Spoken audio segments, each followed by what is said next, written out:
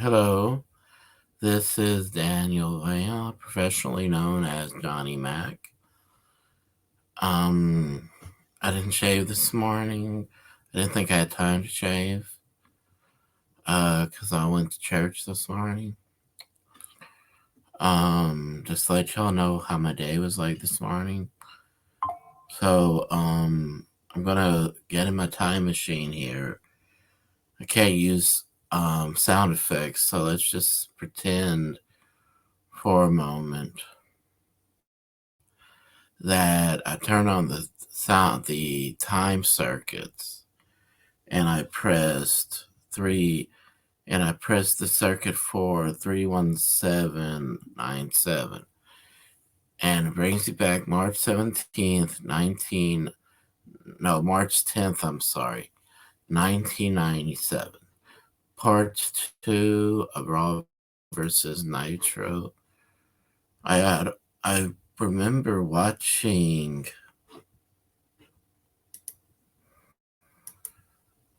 Jim Powers versus Eddie Guerrero,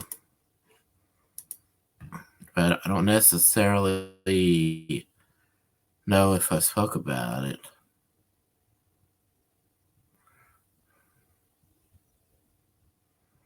Yeah, I spoke about it all.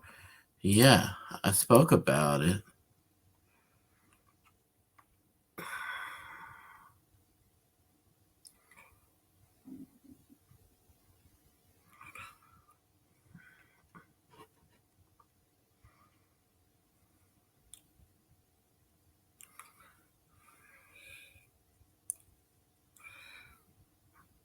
So after this, I have notes right here about what to talk about. So the first thing I'm supposed to talk about is the post-match promo that he did with me and Gene Okerlund. Here we go. Malenko, but Gene, I don't know if you agree with all this or not. Gene, go ahead. Well, I don't know if I agree with it or not either. I did talk to some vacationing people here from Michigan. I think they're from the University of Michigan, and they're here celebrating spring break. But Eddie Guerrero, they're asking me the question I think that everybody is it us or is it Eddie Guerrero? What's going on? You know what? I am not the one that is saying I'm a new and improved wrestler, am I? Oh, that's Dean Malenko. That's right. Am I punching and kicking and choking uncharacteristically like somebody I know? Is it? No, you got a point. That's Dean Malenko also. That's right. So who's the person that doesn't seem to be himself? Hold on, wait a second there, Eddie. I'm going to stop you. That's you. You don't seem to be yourself. Hey, look, I'm getting sick and tired of everybody. My friends think I'm changing. My family thinks I'm changing. You think I'm changing. Look, I'm just getting sick and tired of it. Dean Malenko, you keep accusing me for your attitude. I'm really getting sick and tired of this. If anybody made a mistake in this is you, Dean Malenko. Because you know what you did?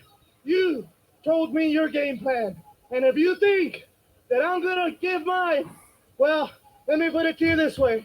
I'll see you Sunday at Uncensored. Indeed they will. Well, Sunday it's going to be Malenko and Guerrero head on United States title, and you can see it on pay-per-view. Oh. I don't know much about things WCW outside of how unstructured it was and how Eric Bischoff, by Mean Gene's words and by his own admission, and Bischoff's own admission, they're so unstructured, he did not know what they were going to do half the time. So I don't know what it was outside of that. So I don't know how they structured the or how they if they directed the matches and promos.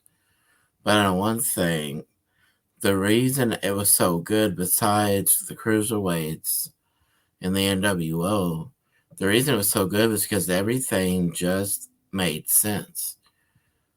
I mean, everything, it's like one thing would happen led into another, And it didn't look like it was by chance. It looked like it was smooth. So that's why everybody was talking about how good it was.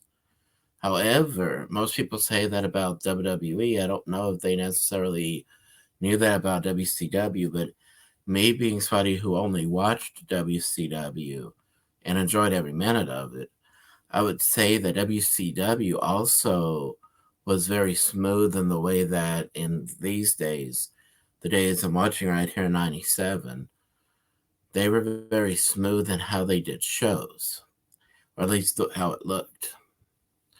And I thought that was good. I thought that it was interesting that Eddie Guerrero said that he was getting sick and tired of people from Dean Malenko to his family to Gene telling him that he was changing, and he said, "I'll see you Sunday and let's see who's changed." And I thought all that was good, and it was in promos like this is expected to happen, but it doesn't always happen. So for him to help set up that match, in the last night before the show was really, really says how good they were at talking. Um, I The next match was Eddie Guerrero was Diamond Dallas Page. And by the way, Eddie Guerrero's match for who people who may have not heard me talk about this from the last time. His match against Jim Powers was for the U.S. heavyweight title.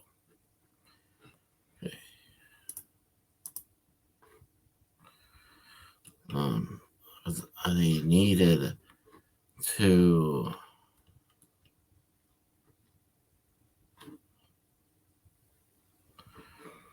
try and think of what I was thinking of. I need to look at Raw from the same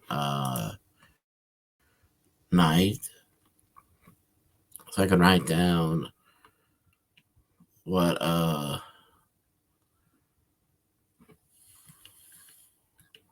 really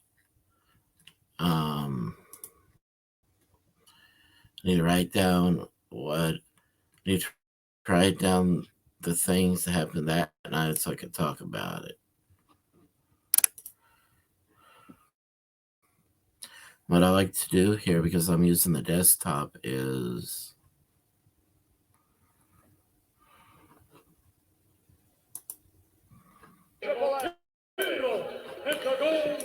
what I like to do is take it off of mute.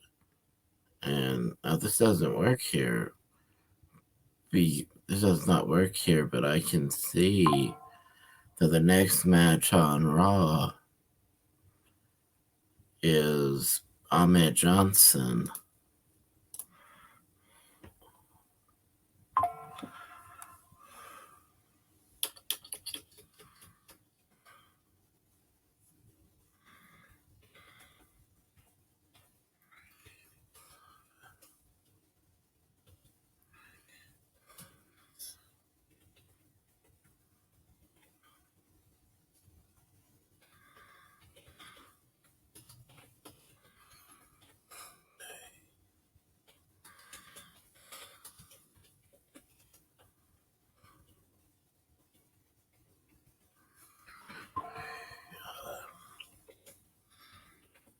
Ahmed Johnson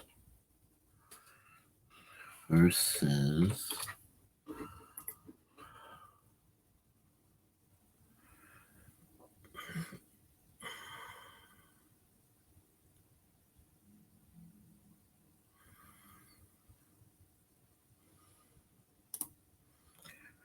I believe this almost looks like Ron Simmons from the side because it's black and white, and as far as the lighting goes.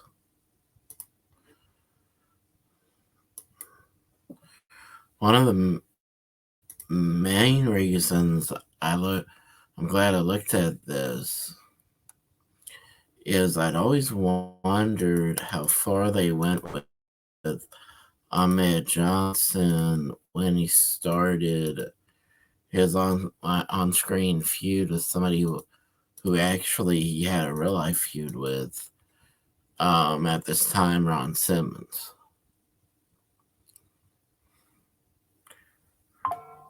He's going against Roy Raymond here.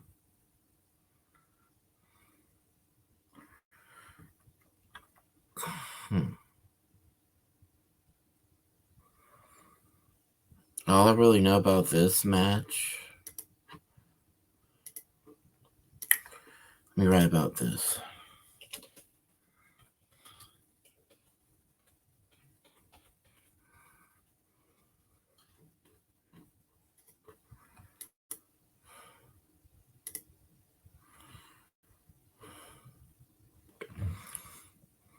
I always love the graphics of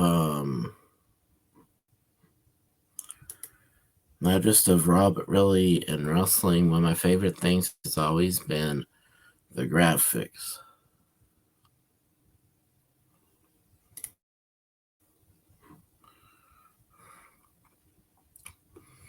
But before I talk about that, let me make sure. Okay, it is Raymond like the first name.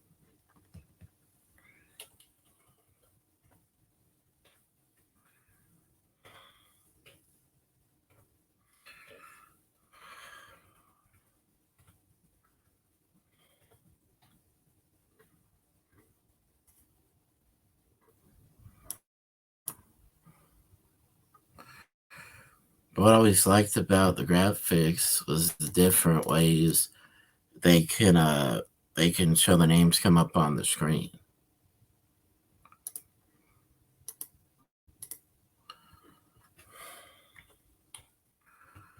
Like I think almost every year when they would come up with a fall brawl, every time they would do a fall brawl episode, um, no, not episode, pay per view.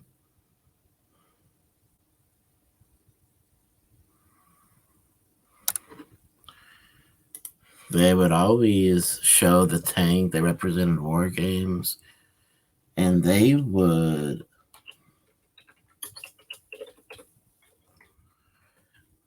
they would always have a tank, show a tank come, do an explosion, names would come out. I always like that. I always thought those things were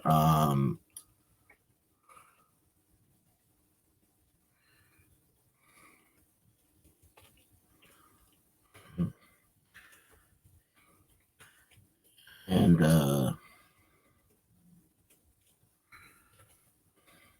probably uh, not probably doesn't not a completely important to mention, but I always thought those those special effects were amazing.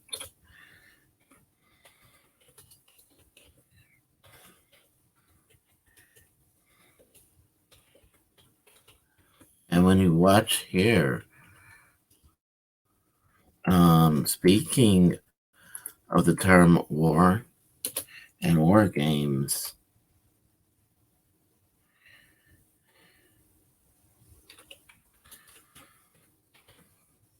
the fire came out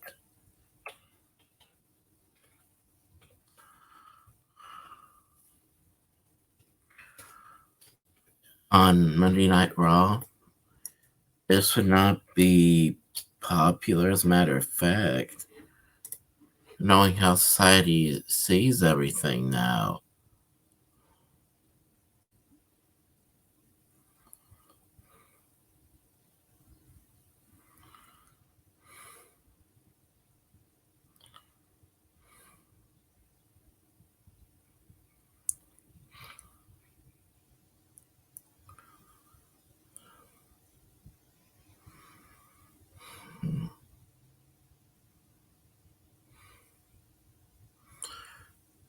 Right here, as I'm looking through everything to script everything right here.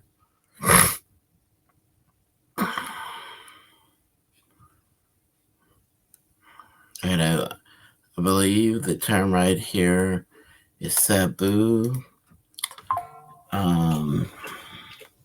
Tazz, and anybody who came out to represent ECW got into some type of melee.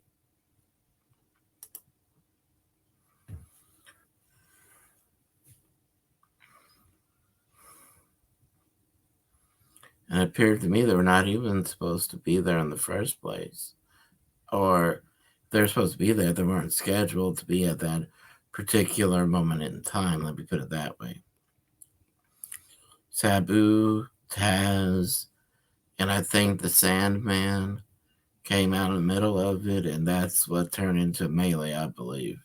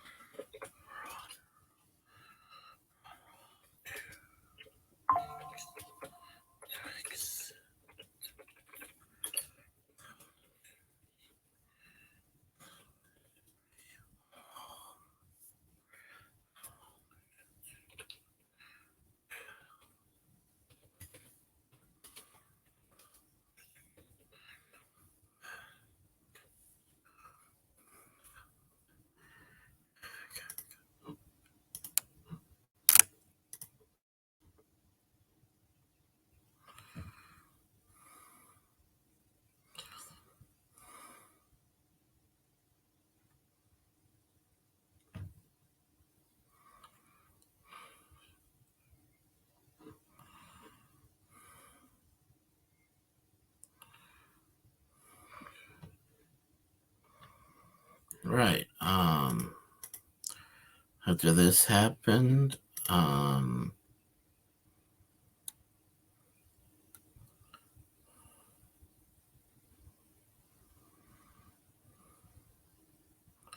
Leif Cassidy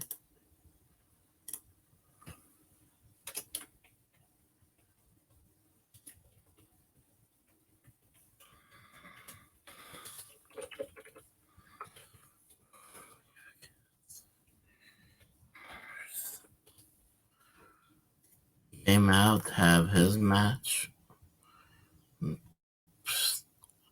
I know about Ahmed Johnson, so we just talk about this match for a second.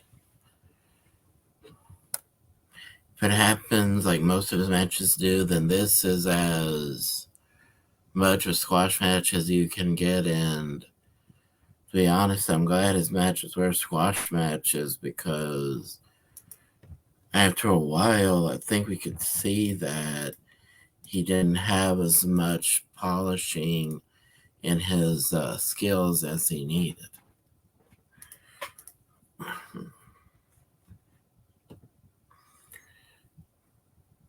Left forearms 3 times in a row by Roy. Vertical suplex expertly applied. 4 boots to Ahmed.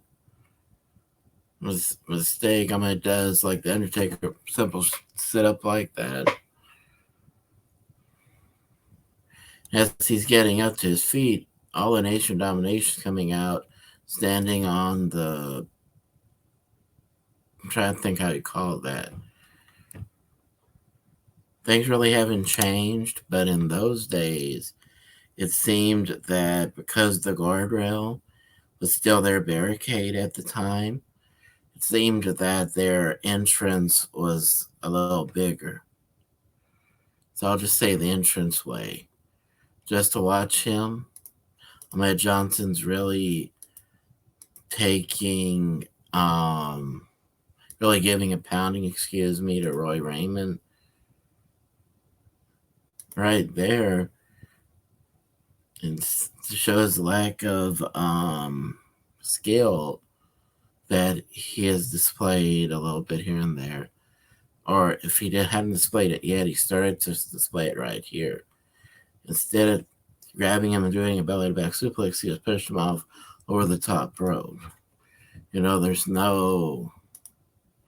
literally no skill in that. So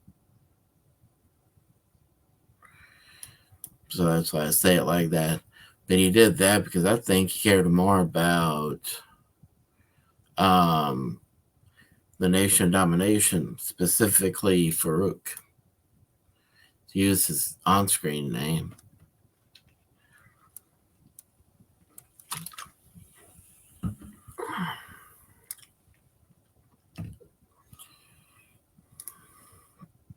They start putting the boots to Roy Raymond outside. They just throw him back in the ring.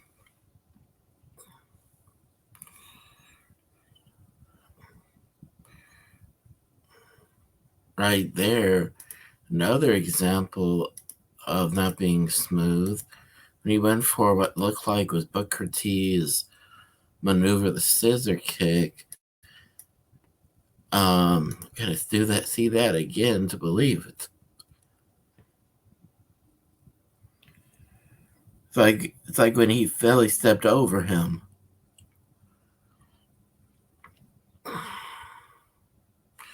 Irish whip to Roy Raymond.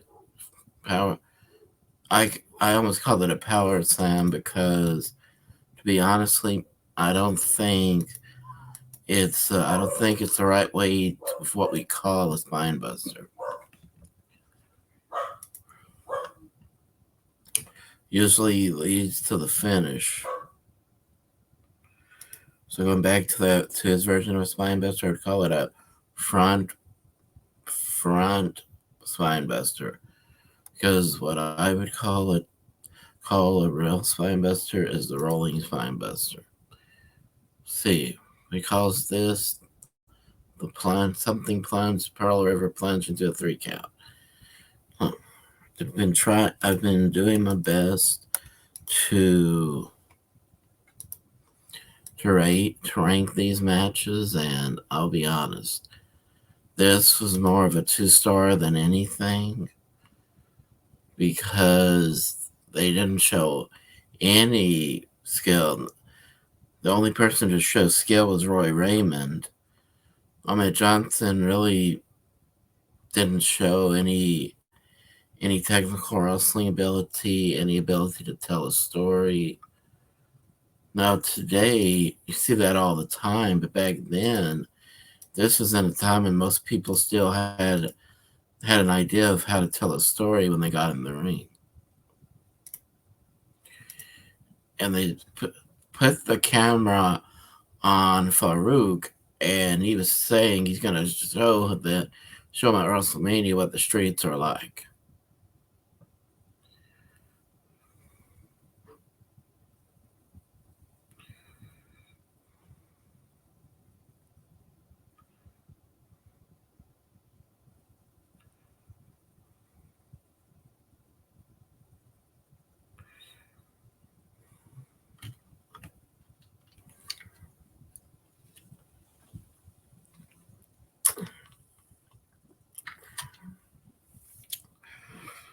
So it's going to be time for Jim Ross to ask Ahmed Johnson what he has to say. Let me hear that. Domination being drowned out. And knowing your same old dog right self, you're going to show up there stupid and alone. But look at me. When I come this time, I'm going to come in full bloom with the entire nation behind me. You better watch your back this time, because it's going to be gangster style this time. There's strength in numbers, McMahon. No doubt about that. First of all, let me ask you something. You overdressed, charcoal-colored punk. Do I look Do I look scared? You know why I'm not scared, you ignorant punk? You and that piece of trash and that jailbird, you know what? Hey. You boys don't scare me. You never have, you never will. But tell you what, since you got a nation, I decided to bring you a little gift, punk.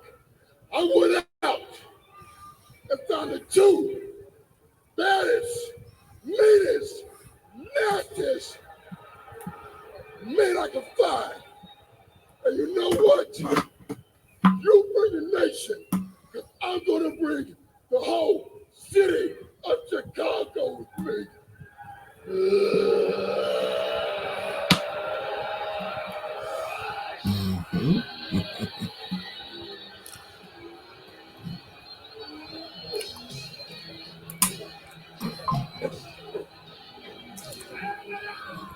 In the audience, come LOD.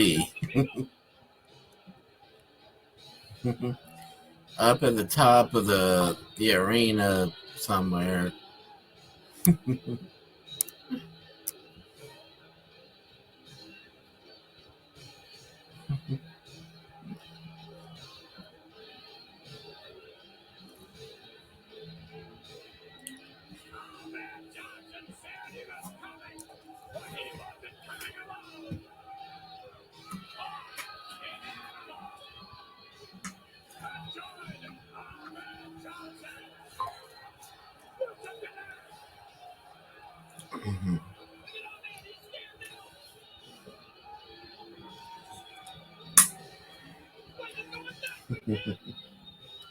I had to say, Ahmed was scared now. You got the only two men that are strong enough and tough enough to handle the entire nation by themselves. Ahmed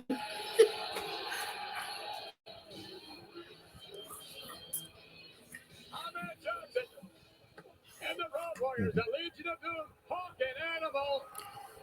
And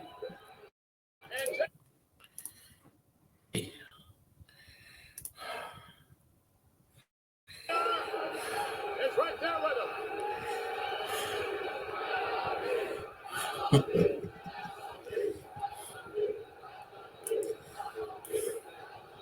are live, ladies and gentlemen, tonight on Monday Night Raw. Raw is War. The WrestleMania matchup has been set now. Chicago Street Fight. Hell! The game is all here and ready.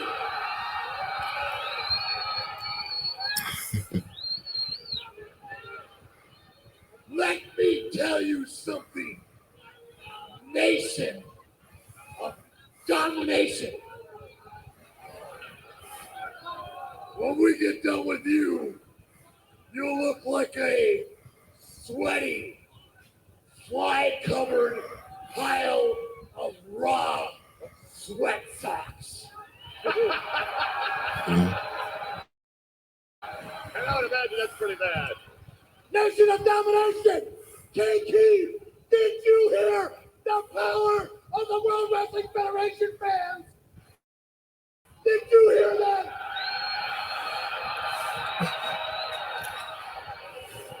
Did you hear them when Ahmed Johnson beat his opponent? Did you hear them?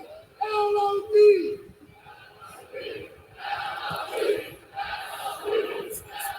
Unbelievable.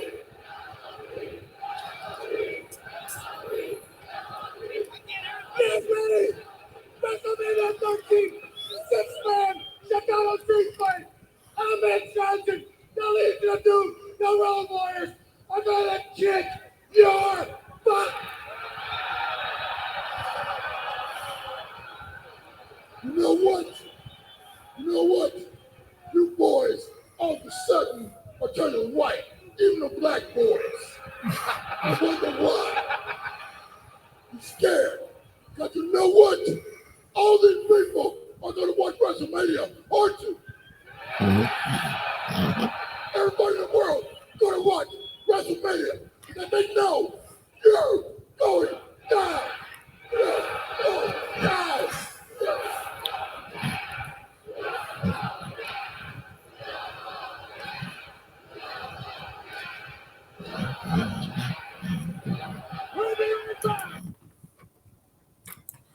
So, first matches go so far. But in part two, second part of this, Guerrero's match beat Ahmed Johnson versus Roy Raymond's match. Okay.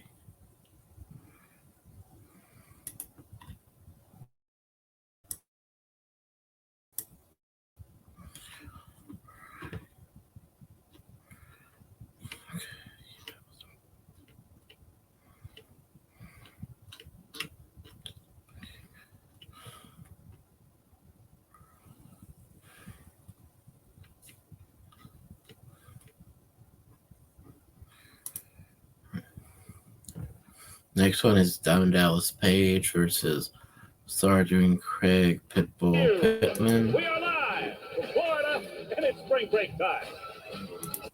Mm-mm.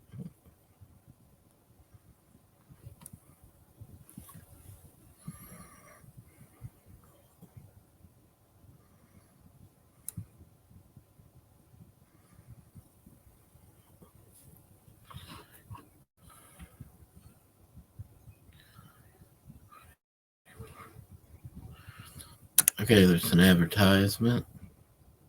So I was counting down the seconds, then I realized that was live. So I said to myself, me let me start. Let me just start talking. They were talking about WrestleMania 13 on Raw, Ahmed Johnson and the and the Legion of Doom against the Nation of Domination.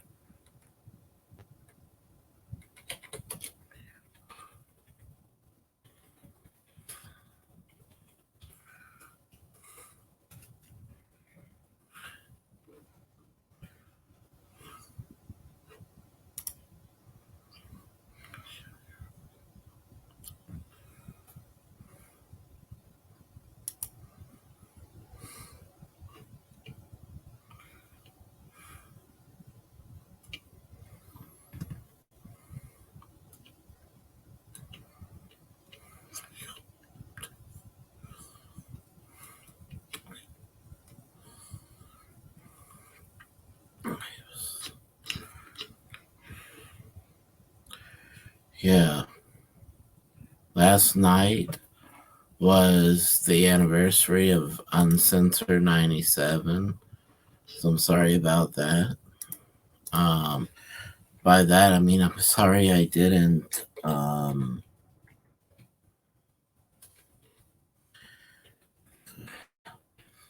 Sorry it took so long doing a second part on this.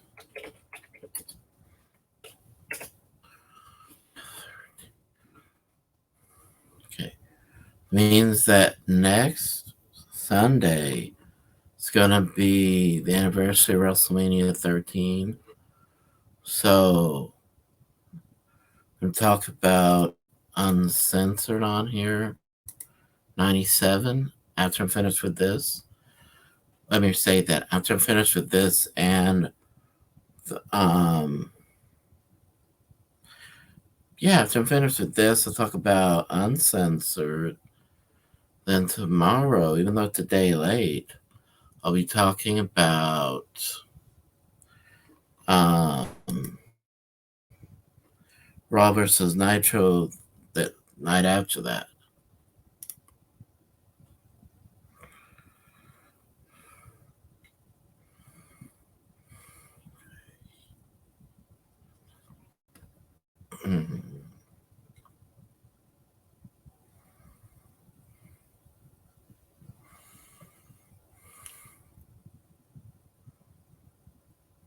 Double Leg Takedown by Sergeant Craig Pittman on Diamond Dallas Page.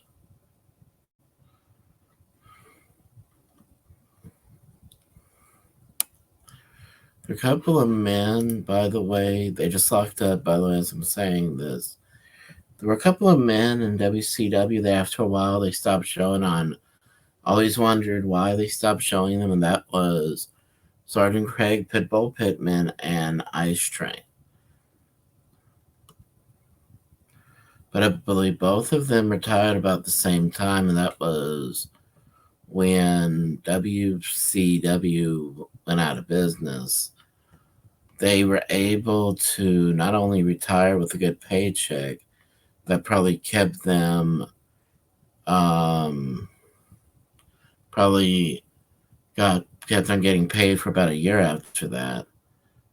But I know that at least for Ice Train, he still loved the business even after he was retired. So he was happy he retired because he has a.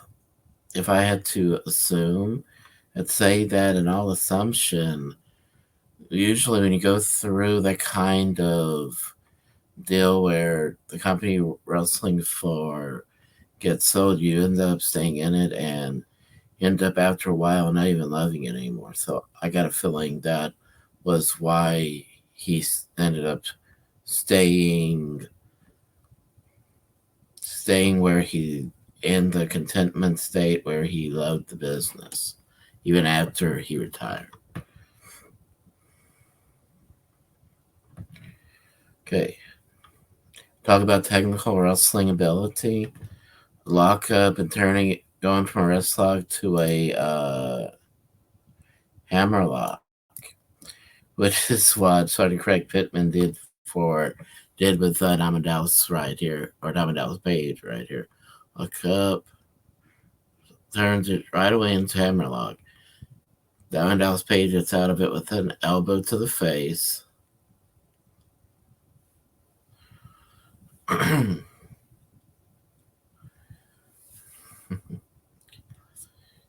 Look up.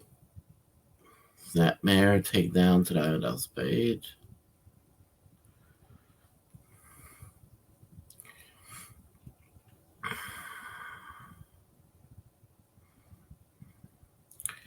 Diamond Dallas Page knowing how to move around in those maneuvers and doing actually a wrist lock of his own right here after hitting Sergeant Craig in the gut with an elbow, giving him a wrist lock, the knee, and then giving him a wrist lock turning into a headlock. I know he had proved by this time. I just didn't realize how much till you look back at some of these matches. Because this is literally technical wrestling maneuvers they're using here.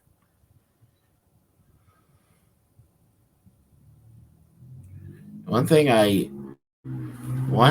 that I never understood, whether you're a small man or a little bit bigger than men that are 150 pounds, is when they can't do a hip toss to a bigger man and they pick their opponent's arm up to put their leg on them, I'd always wondered, why didn't they just go straight down? And that's exactly what Diamond Dallas Page just did. Said when he saw he couldn't hit Sergeant Craig with the hip toss, he put his leg over his neck. He went straight down like a leg drop bulldog, and I never did understand why nobody ever thought of doing that before that time.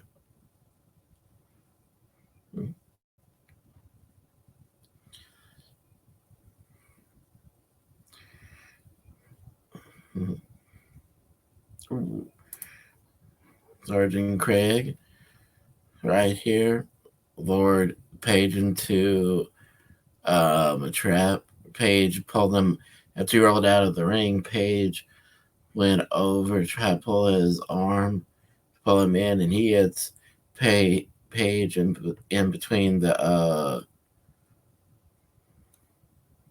solar plexus, I think they call it, with his shoulder. Pulls him down over the ropes. Pulls his jaw over the ropes, or down on the ropes.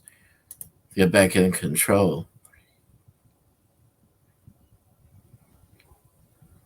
7 right hands to Diamond Dallas, and see, maybe go on for. I'm not sure what that was. Could have been a different way to do a rear chin lock. He's starting to choke him with his foot against his throat. That's not legal. Broke before the count of 3, so that's good.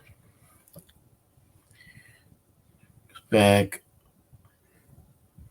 This time, he was trying to embarrass Diamond Dallas Page more than anything.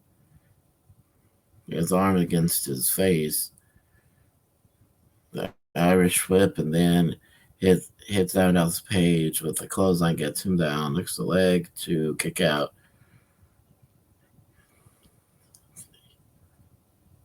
Ooh. Inside cradle by Diamond Dallas. Kick out by Sergeant Craig. Irish whip by Sergeant Craig. Ooh, that was not a smooth belly to belly suplex. To kick out by Diamond Dallas Page. Jawbreaker by Diamond Dallas Page. Block that right hand. Rights and lefts. 3 lefts. Right. Ooh. He just signaled. Just said, fill the bang. He signals for the diamond cutter. Ooh. This time hit him to his gut. Irish whip. Runs into a boot, but Diamond Dallas runs right on the side, hits him with the diamond cutter. 1, 2, 3. Wins the match.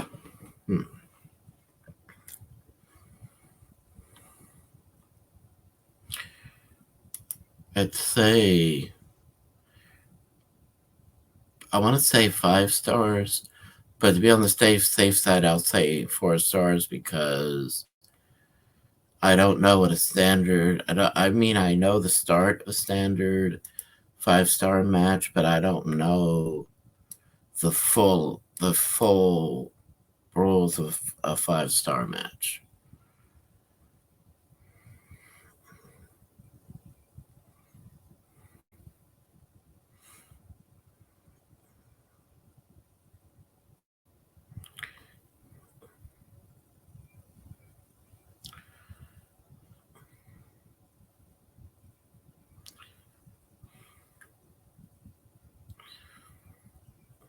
Show replay, what just happened. Replay was sponsored by Valvoline.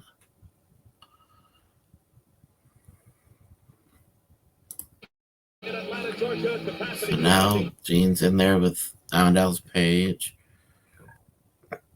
I think they were hoping to get a more detailed promo from Diamond Dallas about Randy Savage from the week before, so this is interesting.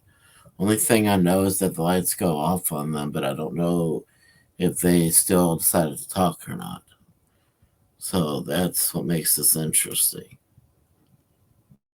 On the WCW Monday Nitro, coast to coast on TNT, and the way that crowd accepted you and what you have done in World Championship Wrestling was very, very impressive to me. These folks have done it here again tonight for you. Like I said last week, they know who the real deal is. And like we watched last week, we watched it on the big screen. How the previous week before, Randy Savage attacked me from behind, hitting me with something, knocking me out, tagging me with the NW. Once again, microphone goes off. And the lights go off this time. Hello? So I don't know what's worse. Okay, ladies and gentlemen, we are experiencing not being able to hear him right now, or not being able to read not being able to see their faces clearly to try to read their mouths. As soon as we can here at Club La Vila. We do have to take a break. We will fix our problem and we will come right back live on. So be fair about this, I can't, because the promo, because the sound went off as well as the lights, I can't rank up that kind of promo Of course, I don't know how people rank promos.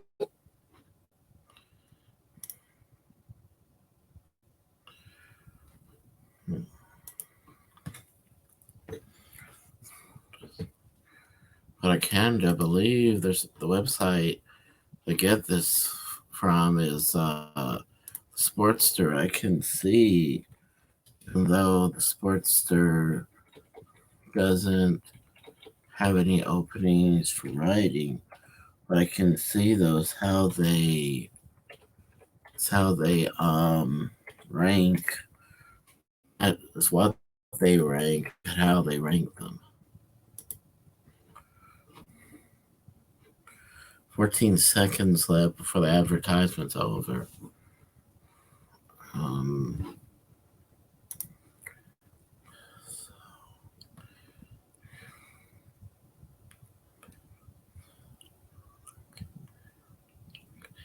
So,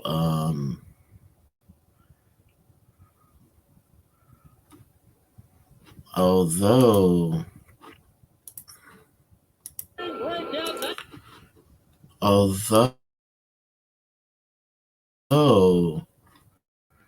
these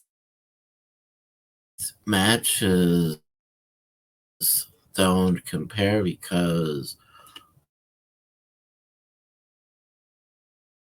I don't know. The next match is going to be tag team champions, brand new and inaugural European champion, the British Bulldog,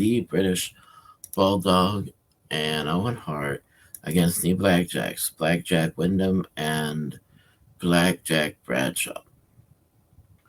Go against them.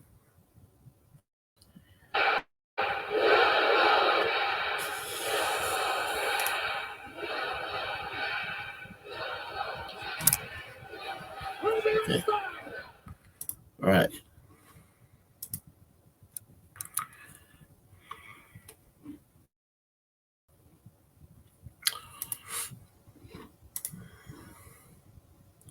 So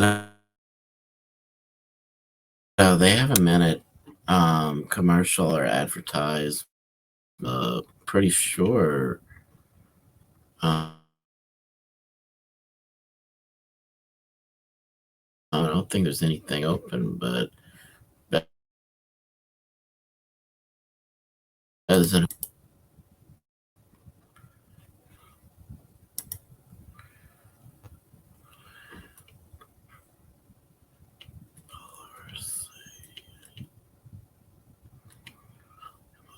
okay, there's no active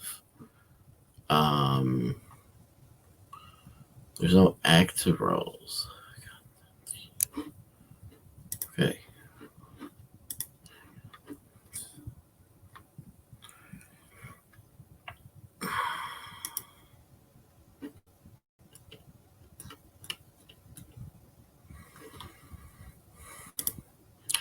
They said there's no active roles.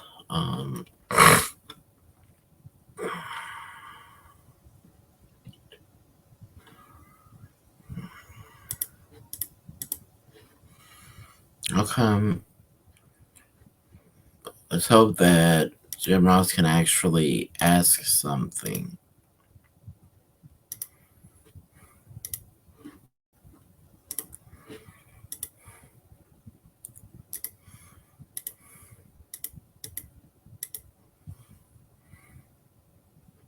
Match the European finals. What a wonderful match it was. And Bulldog special congratulations to you being the first European champion. Let's not talk about Bulldog winning the title. Yeah, it was a great match. We all know I could have won, but let's not talk about that. Let's talk about our match with the BlackJacks. I want to know, are you jealous? Are you jealous of your partner? I'm not jealous. Why would I be jealous? We got to concentrate on a match. We're trying to stir up trouble, take us our minds off the BlackJacks. We're focused on that. Leave him alone. Looked to me like after he beat you, that you gave him a dirty look. Is that the case? Leave us alone. Let's take you back, ladies and gentlemen. European Championship just last week, and there it was. We thought it ended right there. It was unfortunately one of the greatest wrestling matches in the history of the world. I like how Owen Hart just said, "Why don't you leave us alone?" Because that actually is better, the best way. In a moment like that, if it would be real life, that would be the best thing to say in response.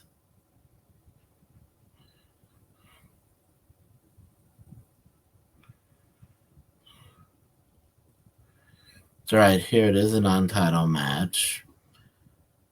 Okay, so you got a two second generation wrestlers, and a son-in-law of a first generation, and the brother-in-law of a second generation in one match. So JBL probably learned a lot just from this match right here about how to work better. His tag team partner one most naturally gifted wrestlers, along with Dustin Rhodes, Ted DiBiase Jr., that really knew what he was doing. He knew how to talk and how to wrestle. So he probably learned a lot just from teaming with Barry Windham. And earlier I was talking about the graphics for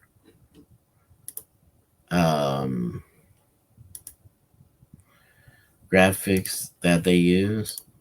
Well, I can't see full length what it is, but what it appears to be is a trash can on fire and having their names come up on the side of it. I don't know why they used a trash can of all things, but but coincidentally later on, I do remember that Dustin Rhodes did burn his Goldust suit in a trash can just like that. So I know that it's a coincidence.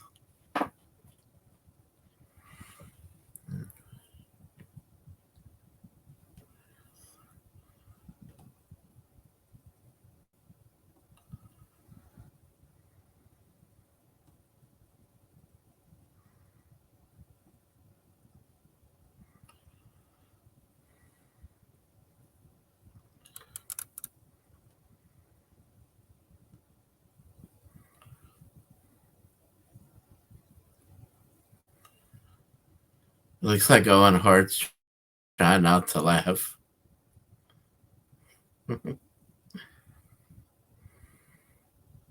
Both go on the attack right away. When Owen Hart had enough, goes after Bradshaw. Davey White goes after Barry Windham.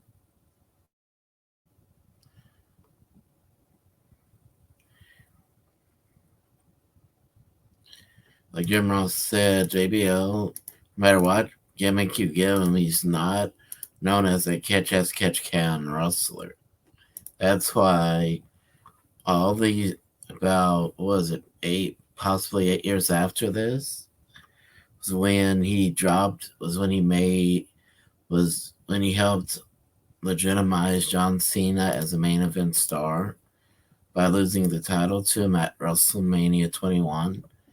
He said that they were perfect because of the fact that neither one of them is catch can. It's just that one got refined as he went along. The other one just didn't refine his tools.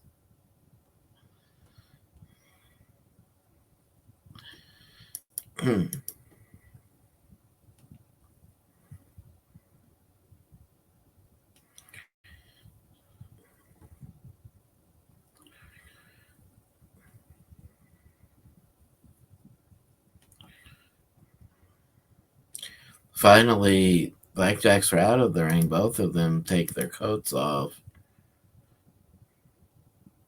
JBL starts this match off. I think JBL had a knee problem going into the WWE, so he had his knee pad went all the way up, and I think he had a knee brace under his knee. He had a knee brace that looked like a knee pad, so it looked like a knee pad that was longer. In the middle of this live video, they show Vader, Mankind, and Paul Bearer getting ready to talk. I think Vader already said something.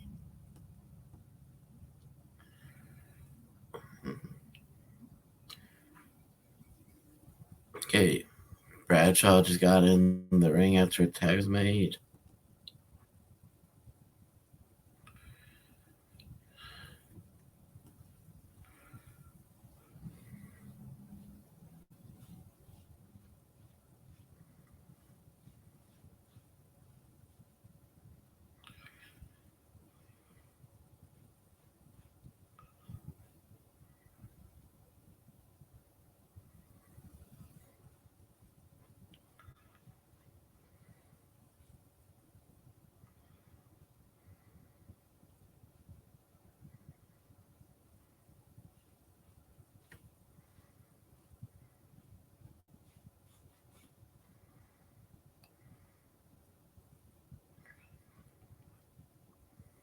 Okay, so I forgot. I don't know how I could forget this, but I can just put on the audio, and I don't need to have the audio for that. I need the audio to hear what they're saying. Legitimate questions, Dean. Very legitimate. Fans are interested in those questions. They're trying to represent them. You're trying to make the British Bulldog look better knowing. Standing by now, ladies and gentlemen, we have the challengers. Oh, my goodness. We have a Vader, Mankind, and Paul Bearer. And thank you. Let's talk to you about this matchup at WrestleMania. The tag team titles on the line. How do you think you can stack up? WrestleMania 13, March 23rd, in Chicago, Illinois. Davey Boy Smith, the British Bulldog, the so-called King of Hearts, must understand one thing. They're not good enough. They're not strong enough. And they damn sure ain't bad enough to take away the gold at WrestleMania. The pain game comes out because Vader fears no man, and he feels no pain. And my partner here, he loves pain. He loves to dish it out. He loves to give it. So on top of all that you see, on top of all that you heard, they must deal with the man. They must deal with mankind and the pain game. Oh yeah, because it will be time. It is time. WrestleMania 13, March 23rd. Vader time, no doubt. Yeah. Our destiny. Thank you very much. Don't cut him off, McMahon. Okay, in the middle of that interview, Blackjack Bradshaw tagged in Blackjack Wyndham, and Davey Boy Smith snuck a tag to Owen Hart while Barry Windham was running to the ropes. Irish whip by Owen Hart, back body drop to Barry Windham. Blackjack Bradshaw against the British Bulldog and Owen Hart tag team champion. Kick in between the leg of Owen to Bradshaw. I want to remind everyone of the WWF Superstar line. We'll have a new update on forearm before midnight over the back of Owen, tags in. Bradshaw kick to the gut. That you will not believe. That'll be up before midnight Eastern time at 1-900-737-WWF. And we'll have roster report updates every day this week on the Superstar line option 6. Elbow. BlackJacks against the British Bulldog and Owen Hart. And again, ladies and gentlemen, later on, speaking of tag team action, the Undertaker. Owen Hart gets thrown to the ropes outside. Got hit by a double X handle by Barry Windham. BlackJack Windham. Scoop slam. Nonetheless, the match is on tonight against Vader and Mankind. And your great debate, by the way, King. Throws in Owen Hart into the ring, does JBL. Vertical suplex to BlackJack Bradshaw. Hooks the leg to Owen. Hooks Owen's leg, kicks out at 2. Right hand, both the gut, and the 2 hands to the face. After right hand of his own, Owen breaks his eye, and Owen falls down, excuse me. That was a good promo with Vader. He said that he feels no pain, and he fears no man, he feels no pain, and his partner loves pain, which we already knew that. What he should not have said was, what he forgot to mention, or what he should have mentioned was, he loves to take it and give it. That's how crazy Mankind was. About to go to commercial break right here. As the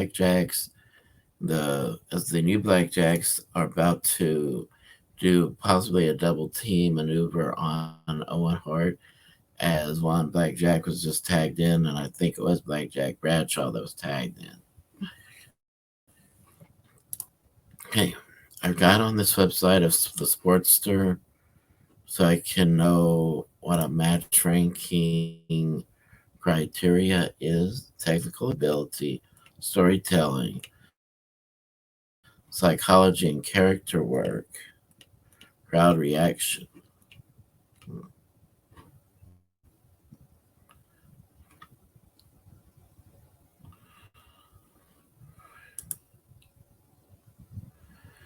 And so, even though I had a feeling that had all to do with it,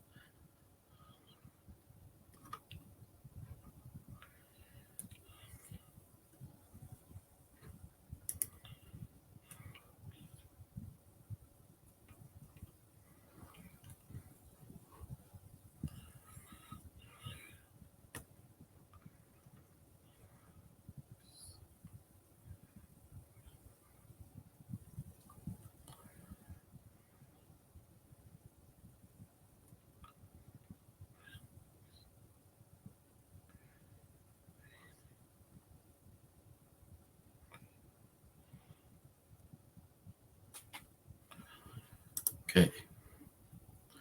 So, be honest, there's not a lot of matches on Nitro that did not have a 4 or 5 star in it, because it kind of fit the description of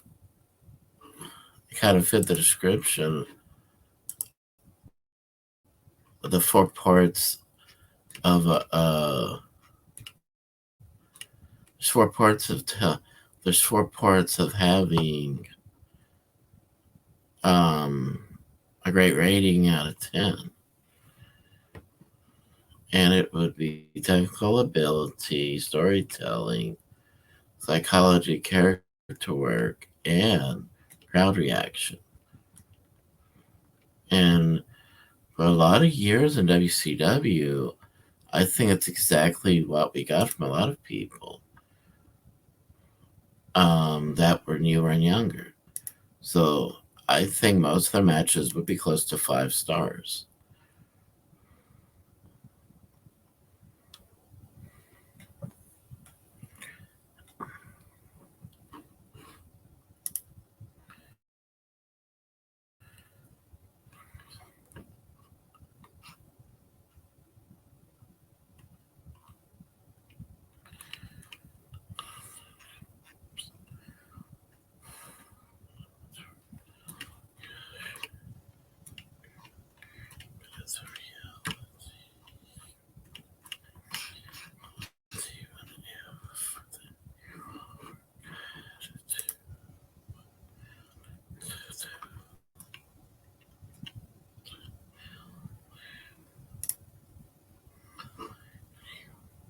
By the way, I just heard, because I was watching Peacock, that interview with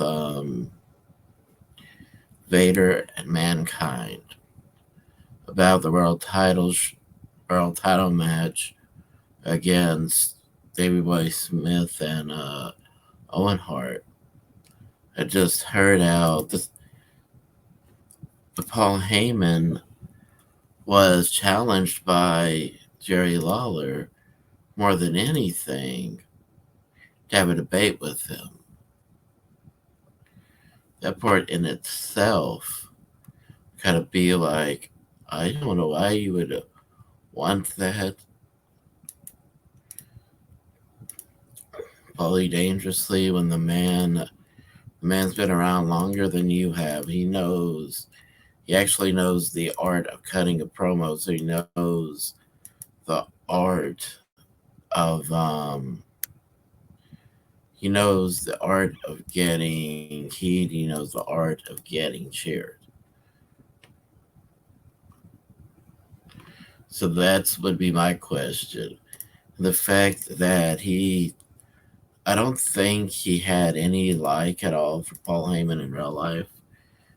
And that goes all the way back to when they were working together in, I believe it was Tennessee, where wherever they were at, Jerry Lawler was booking and built up this huge scaffold match they were going to use Paul Heyman in. And all of a sudden, he said he couldn't do it because he was afraid of heights, and it would have been better if he had told him from the beginning that he was afraid of heights. Although one could have made the argument that Jim Cornette, another great manager who's afraid of heights, climbed that scaffold because Paul Ellering was chasing after him. So there's no excuse. Being afraid of heights is not an excuse. But he should have told him either way. So he ended up hitting him, and now this I don't care who you are, this is mean. You hit somebody with the intention of breaking their jaw, that is hateful. I don't care if it is Paul Heyman. I'd rather see somebody talk than to hear their jaw got broken on purpose. Now sometimes that can happen, but don't do it with don't do it hoping you're gonna break his jaw. It's wrong. Okay, after the advertisement or commercial was over, they have a commercial about the WWE album. They, as an anniversary, I guess, they released, I don't know why, but the anybody who gets the Spectrum, who watches Spectrum TV, man, they know what Spectrum is about. Well, before Spectrum was just Spectrum, they were Charter TV. One year, because the relative being married used to be married to a worker at Spectrum or Dish or Charter, excuse me. She gave my uncle a lot of free things that were wrestling, and this album was one of them. I'm back. Davey Boy Smith has got. I have to look, make sure, but I think it's JBL in a. Yeah, it's Blackjack Bradshaw he had in the old fashioned Irish whip transitioned into a sleeper hold. He gets out of it by jumping down with a jawbreaker.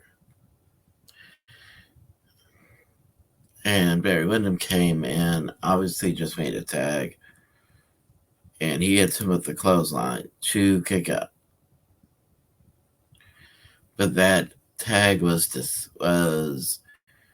to help Bradshaw more than anything. It was to help Blackjack Bradshaw more than anything. Gets him in the corner, rights and lefts in the gut. Owen Hart comes in, jumps on him, try to stop him. That's just no good for Davey Boy because he just got double teamed. I don't think it was a legal tag that was made. Got to back that up a little bit.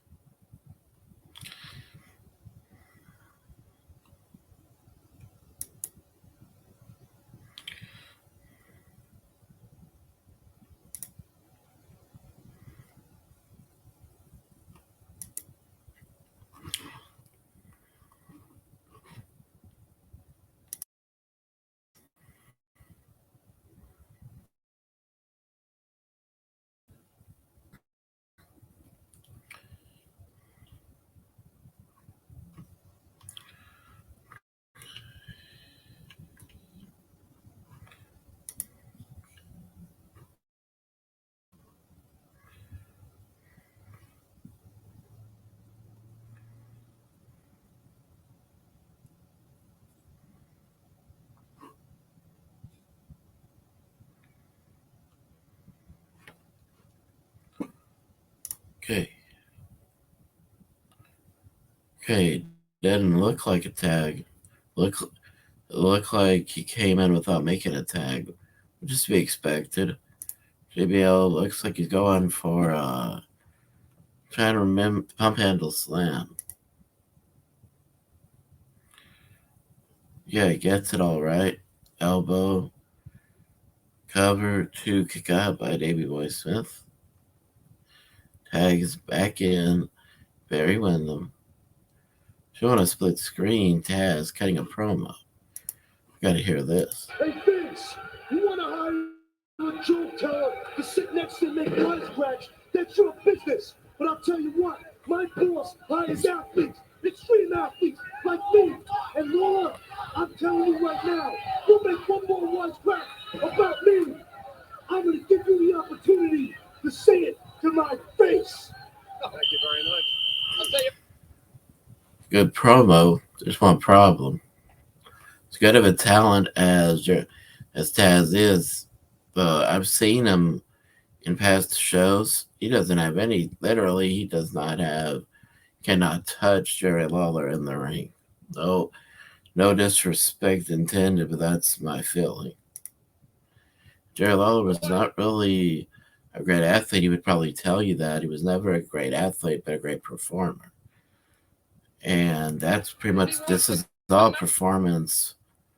This is all wrestling is a performance. I'll tell him how short he is, right to his face. I can bend down that far. Take it easy, King. Yes, the great debate, representative. I think This jerk Tazz, who does he think he is, huh? I think Barry Windham was about to go for that patented superplex that he always won matches with. He gets pushed off the rope by Davey Boy. Davey Boy jumps down, runs, makes a clothesline, tags in Owen Hart. Clothesline to Blackjack Bradshaw.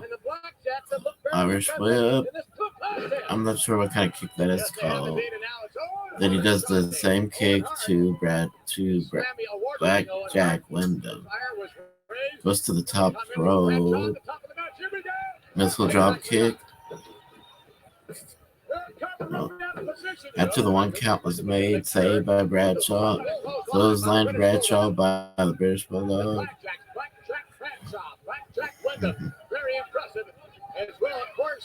This is I didn't say anything before, but this is unusual. It appears to me that both teams are on the bad side right here.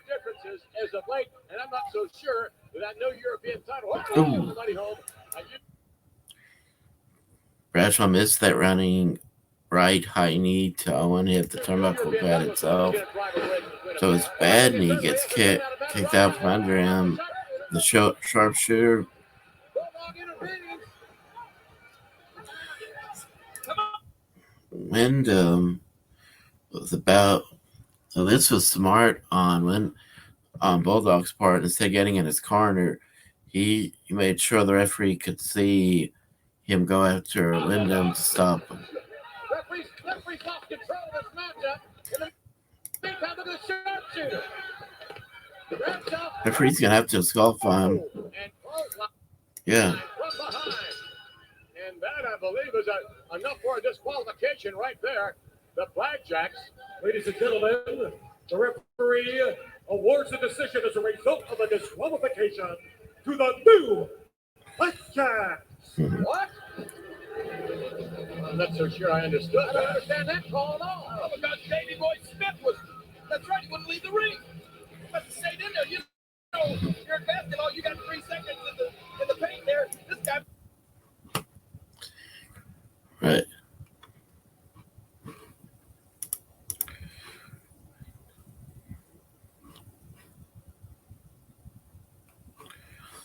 The next match, this match, it just happened to be, I would say, very close to a 4-star.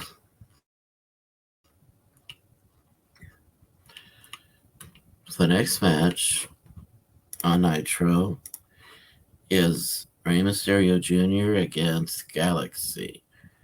What I'm curious to see is what Rey Mysterio Jr. has to say in a pre-inserted promo.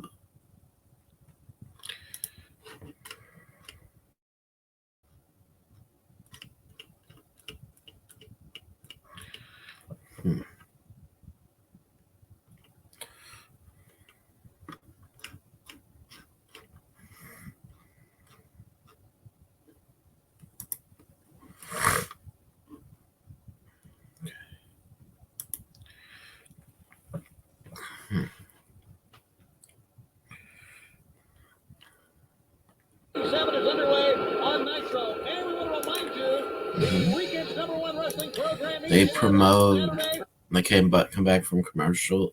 Tony Schiavone's promoting Saturday night. Saturday night, 2 hours, 6:05 Eastern Time, and only on TBS, the Superstation. This week in action, Chris Jericho, Jeff Jarrett. We're also going to see Eddie Guerrero, Prince Iagea, and we'll be talking to the Nature Boy, Ric Flair, about the proposal he made and was accepted by Roddy Piper. I'll be joined by Dusty Rhodes, the American Dream, this Saturday at 6:05 Eastern Time on TBS. And back with more Monday Nitro live from Club La Vila on TNT. Right after this, I'm out.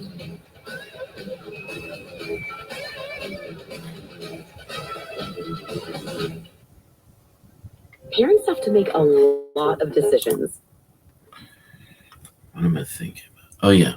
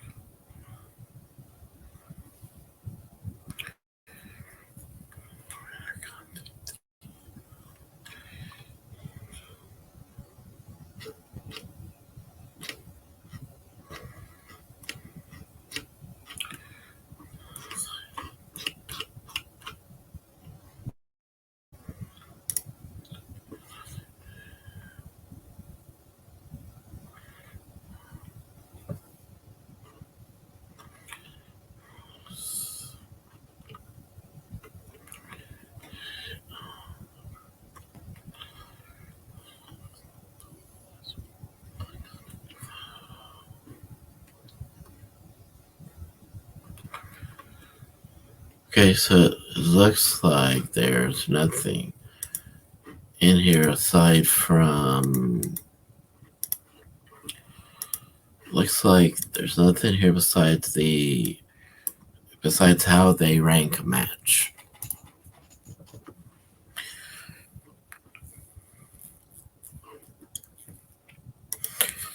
We were interrupted. I won't say it was a rude interruption, but Diamond Dallas Page, I think I was ruminating on the fact that the Macho Man Randy Savage, certainly along with other members of the NWO, have not been acknowledging you as of late.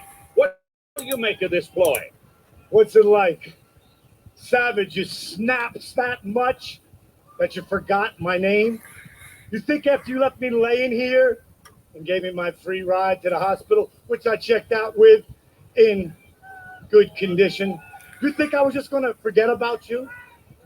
Like you've obviously forgotten about my name? Well, Savage, you're going to remember my name. It's Diamond Dallas Page. But you, monkey boy, are going to remember me as DDP. The originator of the Diamond Cutter, Diamond Dallas Page. Tony, let's get back to you.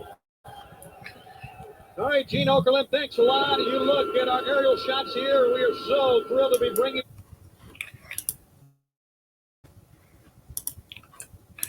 Yeah, it was really good promo when they actually let him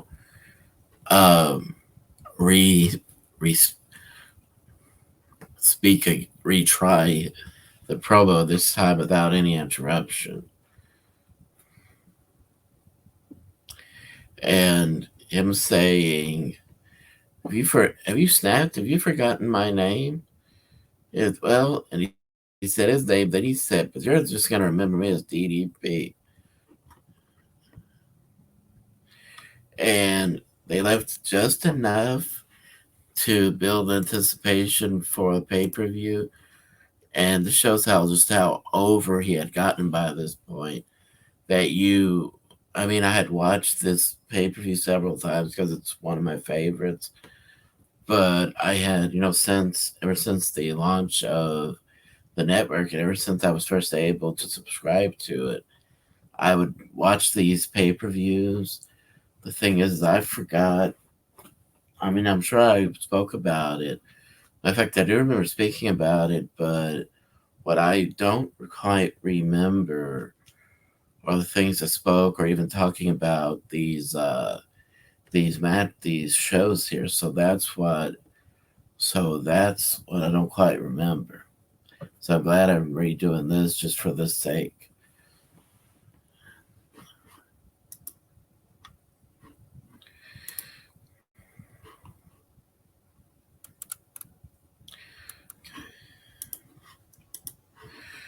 Right.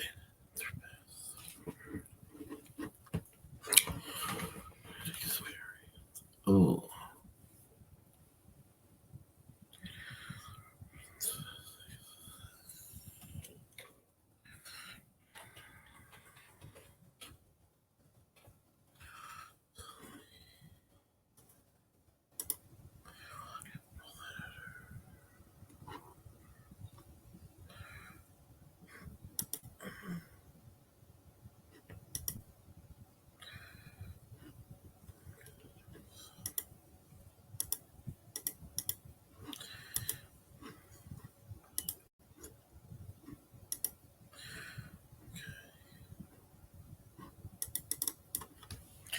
All right, let me see.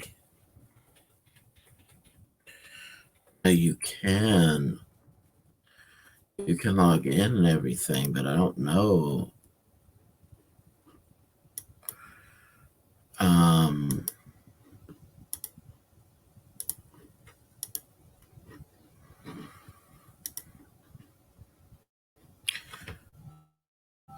can log in, but I don't know.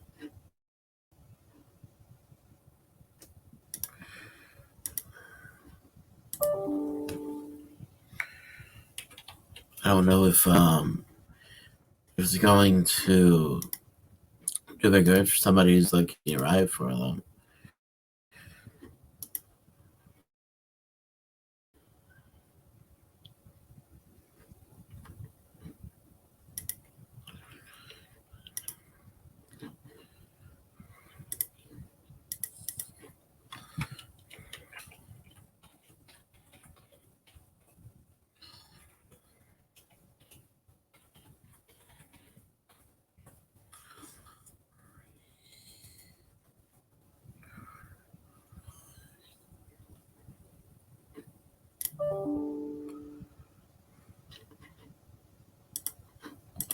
Okay, good.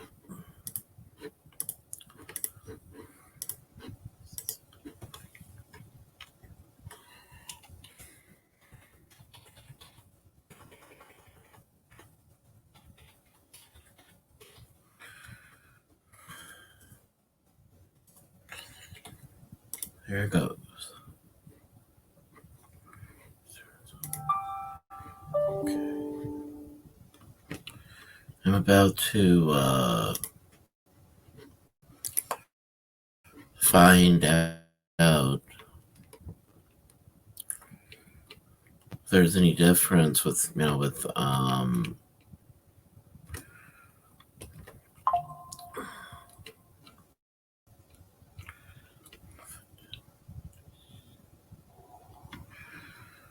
anything that being that I signed in, there may be a difference what I can do here. I don't know. They did say there's no openings, but I just really am curious about what I can do with my account, because I really don't know if there's very much I can do.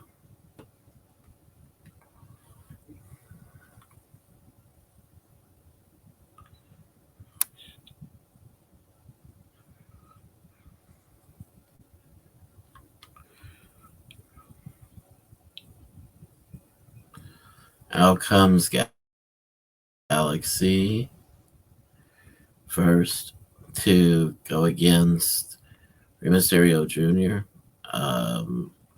Galaxy reminds me of I think there may be somebody using a name similar to that in AEW. I'm not sure.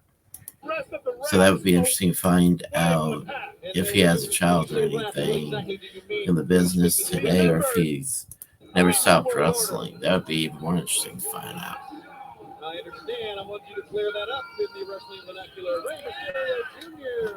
making his way to the ring, and we have some pre-recorded comments from the former cruiserweight champ.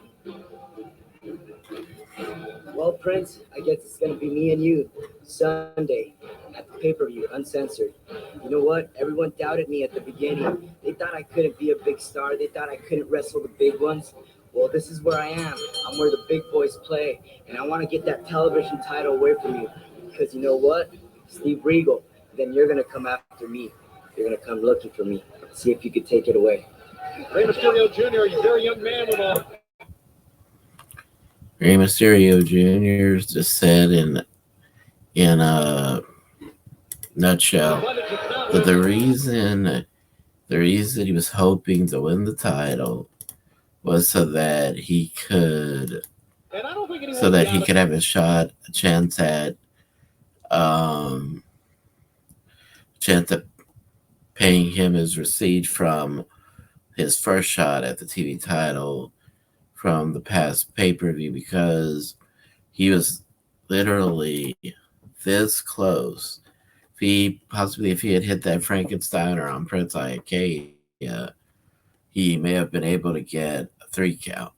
So that's, I believe, if Regal hadn't pulled him down, he might not have lost in that manner. He might have gone a little longer.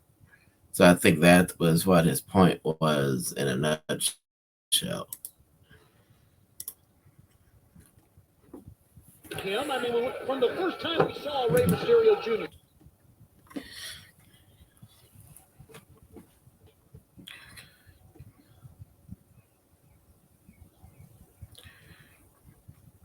Galaxy, this looks more like an internet. This looks more like a match to showcase the wrestlers from Mexico. The Galaxy looks too big to be a cruiserweight wrestler. So this doesn't look like a cruiserweight match. This looks like a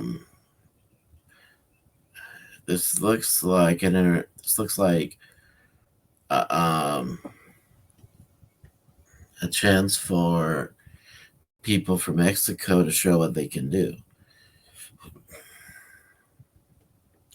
Didn't mean to repeat myself, but that's the only best way I could make my point.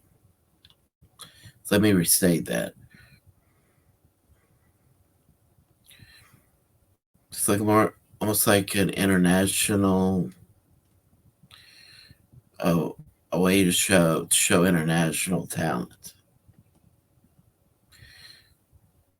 But a lot of talent in the cruiserweight division at this point in time, and then later on as it got bigger and bigger, were mainly international stars. The guys from Japan and Mexico. So that's what I think, in the grand scheme of things, that was the legacy of WCW. Knowing how to bring in international stars.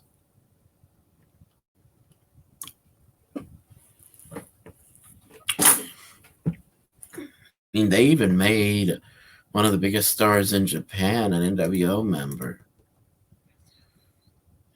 Rey Mysterio Jr. won with the top rope Hurricanrana, which in America I think we refer to that as the Frankensteiner. Love it. I love it. Great match, great story for the match. And even though I spoke about it in the past, I just want to say that how excited I am to watch it again. Because I was doing some writing yesterday, and I just felt like all that I've done to talk about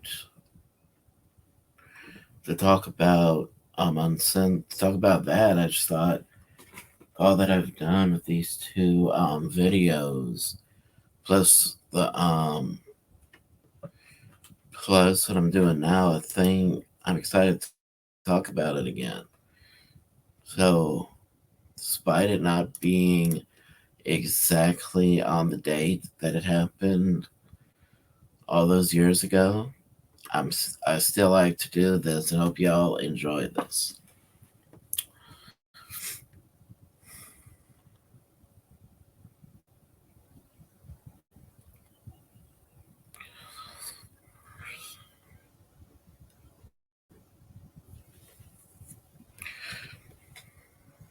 They show a commercial with, in this advertisement, they show a commercial with Matthew McConaughey in the Old West.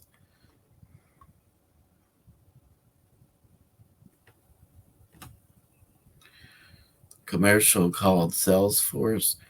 Company called Salesforce. It has to do with the internet.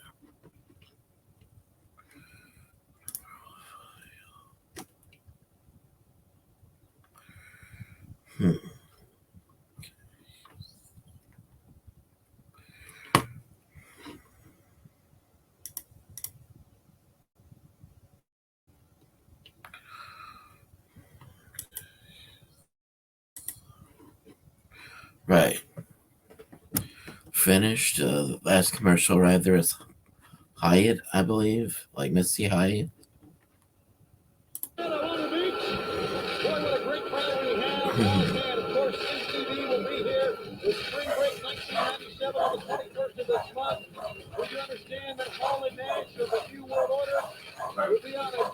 Okay, I gotta pause.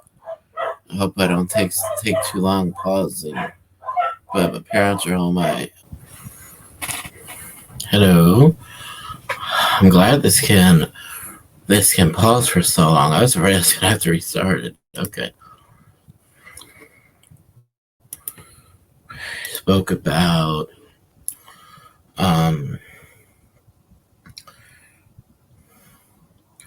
Rey Jr. against Galaxy. Now, go back to Monday Night War. Okay. See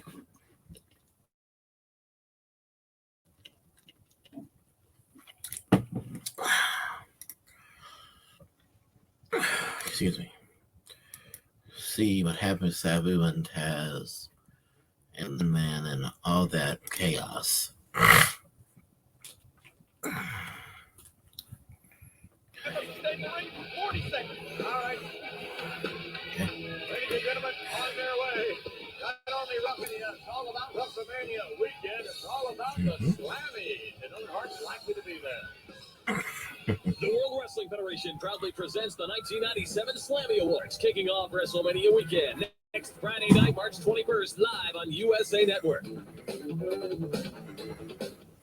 right, Jared, what about that steel cage, man? Hey, look at this. Oh, wait a minute. What? Taz is We got a... Hey, Dad. Needed something, Dad? Yeah, I'm looking for Mama. I texted her. She didn't answer me back. She didn't answer me. Let me see if I call. You're a call. You walked in the wrong time. Uh-huh.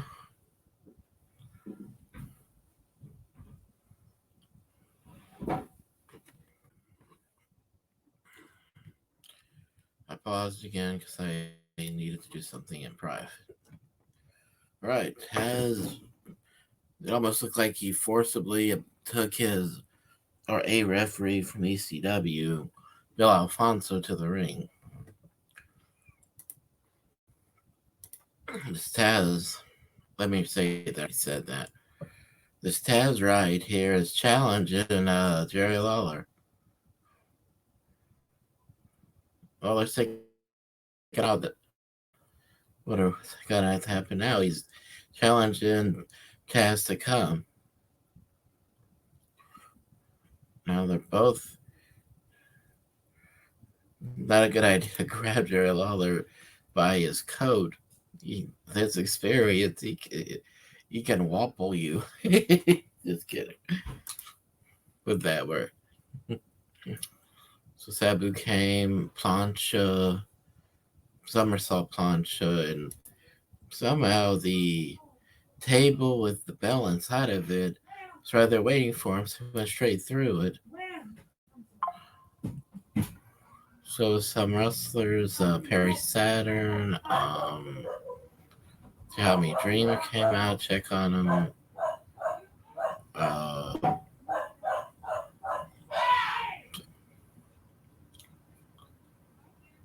So that's interesting.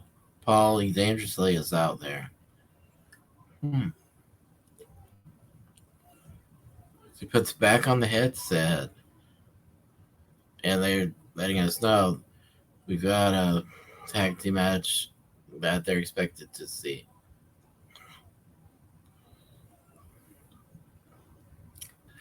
Okay, so Leif Cassidy is the next one to actually is gonna do some type of match here. Ooh. Out came several guys, Perry Saturn, like I said earlier. Then the Sandman came out to help bring him to the back. Possibly Patterson.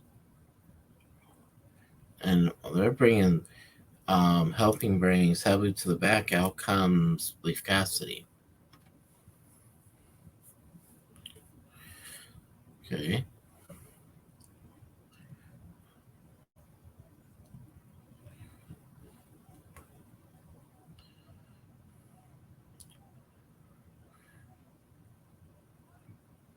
Leif Cassidy, by the way, is Al Snow. And he had just, about a year before this, he was just one half of the New Rockers with Marty Jannetty. That was interesting in itself. His opponent is Miguel Perez, possibly from Texas. He's got the United States flag on his tights. So what happened 2 weeks ago, Miguel Perez was trying to help Goldust and how he ended the scene, the top rope missile drop kick and then a regular standing drop kick to Savio.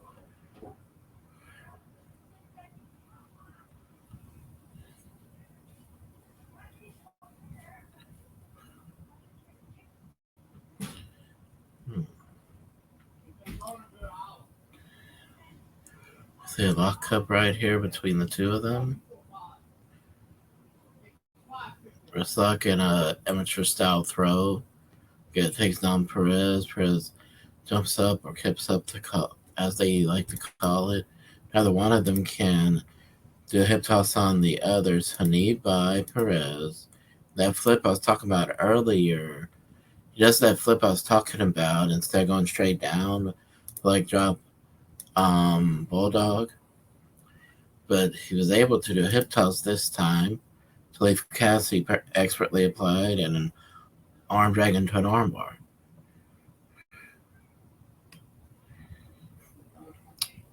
And I always found it interesting how in a business like wrestling that's laughed at for what would be considered the silliness of what they do in the ring and what they do in the backstage areas a lot of times.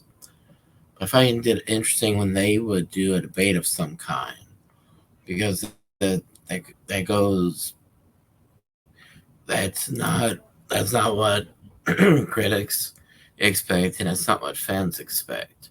But I like it because I believe that's the biggest part of character development. Is anytime you can take something that is reality based and you can expound upon it in your character. It shows the different ways you can. It shows the different layers of your personality. And by the way, we're talking about the biggest problems in WWE today. Well, the biggest problem is they don't show enough of the NXT stars to where on Raw and SmackDown that the fans don't even realize how many people can be brought to Raw and or just to SmackDown. A lot of people don't realize how many people can be brought to either place to help legitimize the title picture. They have so much talent in NXT that they could have Raw underutilized talents go to NXT, come back to both brands, and go back to NXT, and the fans may start to understand why the current product is better.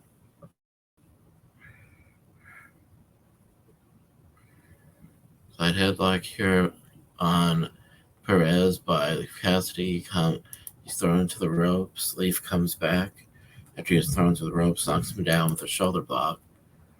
Kept up, but this time Al gets knocked down with a chop by Leif Cassidy. Kept up this time, so Leif runs to the ropes, runs past the leapfrog by Al Perez, and he just stands there.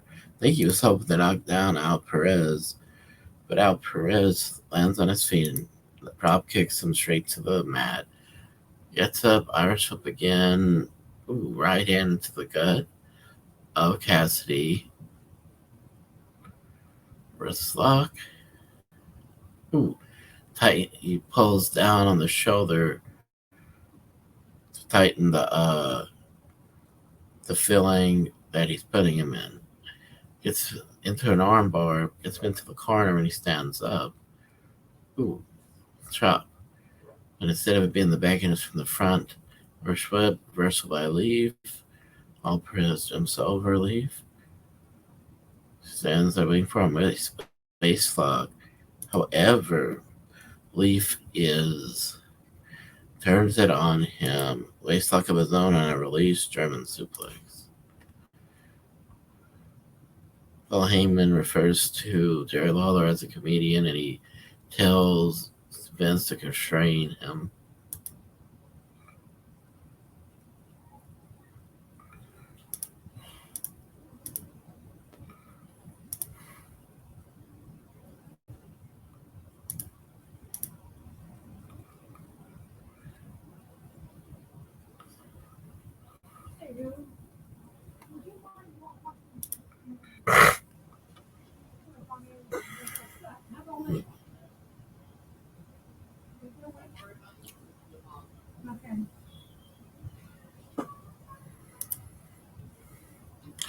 Nobody dangerously is lucky to have the people that Jerry Lawler knows from Memphis weren't in the company, because he could have brought them with him and they could have embarrassed all of the ECW people that were with Paul Heyman right here.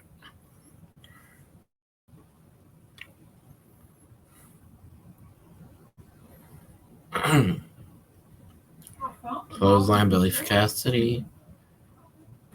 Cover to kick out. Billy Silverman's referee here.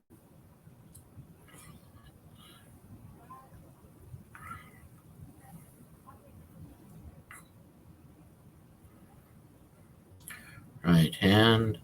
A couple of times to Leif Cassidy's gut, but he comes back with an eye rake to Al Perez. See. Into the corner turnbuckle and a chop. Headbutt a couple of times. Forearm. 3-4 times. Backs up so that the X off actually. So referee won't count to 5. See. Get away from the corner, goes closer to the other corner, actually by the ropes, and does a scoop slam. Let's see.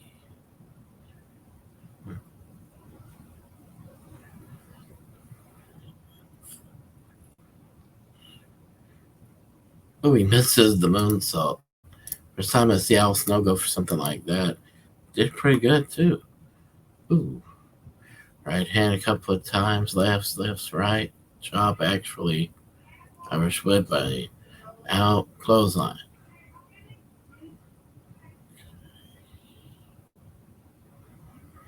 Irish whip. Okay. You catch him this time, just leave. Push him straight down with his forehead. Gets out of that powerbomb attempt. A maneuver by Al Perez. Jumps him mid-move and rolls him up. 2, 3. That's not an O'Connor roll, but some type of roll-up, but it's amazing to see. He inverted it. Midair turns around and he rolls him up. Okay. This is a great match, too, so I would say it's a tie. Al Perez versus Leif Cassidy and Rey Mysterio Jr. versus Galaxy was a tie.